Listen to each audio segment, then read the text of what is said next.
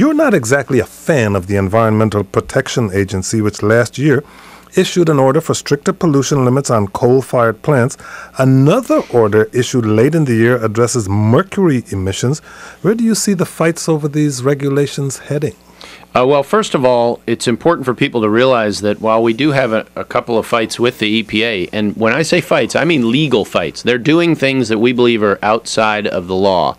That's where I come in those contests.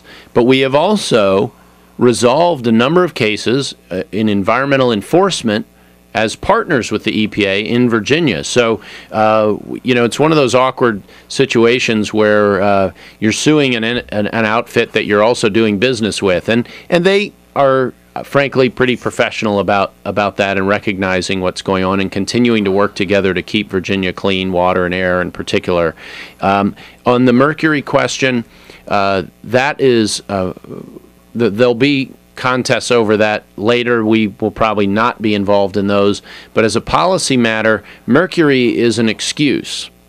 And people should know this. Since 1998, with no direct regulation of mercury, we have reduced mercury output in this country by over 60%. I should say over 50%. It's about 60%. Because of other measures where mercury, just as a collateral benefit, is reduced. So you're saying that this rule is unnecessary? It would start requiring emissions cuts in the year 2015? Not only that, if, let's just say we wanted to get at the mercury, because everybody says mercury in this thing, it is less than 1% of the impact and the cost of what's going on here. The mercury is an excuse to get at other things like particulate matter, which the EPA can already regulate in other ways.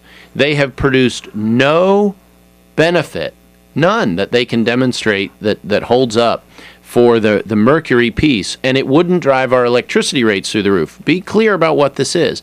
And coal is not a form of power supply that people are all that comfortable with, but the fact of the matter is it's powering now around 45% of our electricity.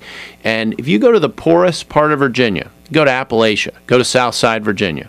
Southside Virginia, we have unemployment over 20% in some spots.